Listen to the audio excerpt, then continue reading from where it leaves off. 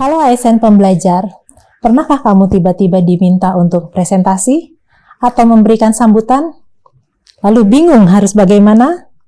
Nah, yuk kita pelajari tekniknya melalui materi MOC Delivering with Skills berikut ini.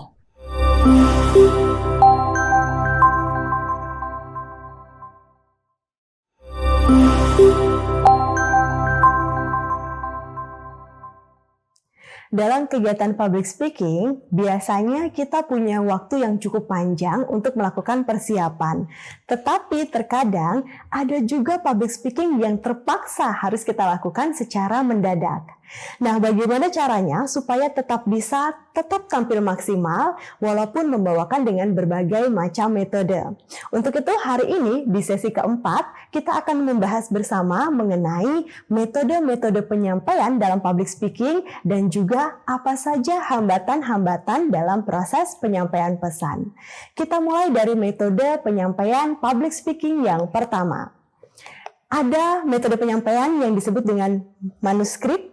Nah, manuskrip ini sendiri adalah metode penyampaian pesan di mana kita sebagai pembicara diberikan waktu untuk mempersiapkan naskah, membuat naskah, bahkan ketika kita berbicara, kita boleh membawa naskah selengkap-lengkapnya ke atas stage. Inilah yang disebut dengan metode manuskrip. Tetapi ada hal-hal yang harus diperhatikan ketika kita menyampaikan secara manuskrip.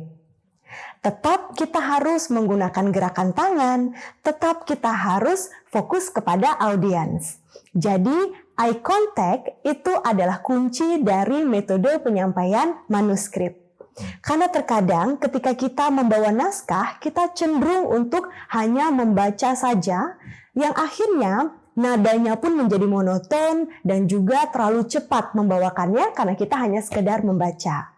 Nah, itu adalah mengenai metode manuskrip. Yang berikutnya ada metode memorize. Ini adalah metode di mana tetap pembicara memiliki waktu untuk mempersiapkan naskah, membuat naskah, lalu menghafalkan apa yang akan disampaikan. Pada saat harinya presentasi, maka pembicara tidak lagi membawa naskah, melainkan langsung menyampaikan apa yang sudah dihafalkan. Tentu metode ini berarti memerlukan ingatan yang sangat kuat. Namun tidak menutup kemungkinan ketika kita melakukan metode memorize, lalu kita lupa urutannya, maka boleh kita untuk melakukan improvisasi yang artinya tidak terpatok harus benar-benar sesuai dengan naskah. Jadi bebas berimprovisasi. Yang berikutnya ada metode impromptu. Nah, ini biasanya metode yang paling ditakuti ketika diminta untuk melakukan public speaking. Karena ini adalah permintaan yang sifatnya mendadak. Jadi bisa saja dalam suatu acara kemudian kita dipanggil untuk tiba-tiba memberikan sambutan ataupun tiba-tiba untuk menyampaikan laporan dan lain-lainnya. Pada metode impromptu tipsnya adalah lihatlah situasi saat itu, kemudian cobalah untuk merangkai pesan sesuai dengan situasi yang ada. Singkat dan padat saja. Itu adalah kunci dari metode impromptu. Ketika kita sudah merasa sepertinya apa yang saya sampaikan hanya mengulang, maka disitulah waktu kita untuk berhenti berbicara. Jadi sekali lagi kata kunci dari metode impromptu adalah singkat, padat, jelas, dan sesuaikan dengan konteks atau situasi. Yang berikutnya adalah metode ekstemporan. Ini metode yang bisa dikatakan metode yang paling variatif karena merupakan gabungan dari dua metode, yaitu gabungan dari memorize speaking dan juga gabungan dari impromptu. Artinya, pembicara diperbolehkan mempersiapkan garis besar ataupun mengingat mempersiapkan naskah sebelumnya, tetapi tetap pada saat membawakan sifatnya adalah impromptu karena dibebaskan untuk berimprovisasi tanpa membawa naskah. Jadi ada persiapan namun tidak sedetail memorize, mendadak seperti impromptu tapi masih diberi kesempatan untuk persiapan. Jadi ekstemporan ini dapat dikatakan metode yang paling enak sebenarnya.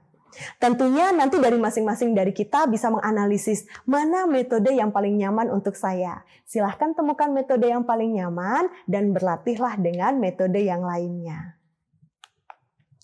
Bagian terakhir yang akan kita bahas pada sesi kali ini adalah untuk atau agar komunikasi berjalan dengan baik, maka kita sebagai pembicara tidak boleh egois. Kita juga harus mempelajari kira-kira hambatan-hambatan apa saja yang bisa terjadi pada pendengar kita yang pada akhirnya menjadi hambatan dari proses komunikasi itu sendiri.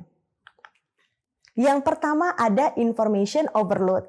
Ini adalah kondisi di mana pendengar kita sudah melalui hari yang lelah, sudah menerima informasi yang terlalu banyak hari itu, sehingga rasanya mereka sudah lelah untuk menerima informasi-informasi lainnya.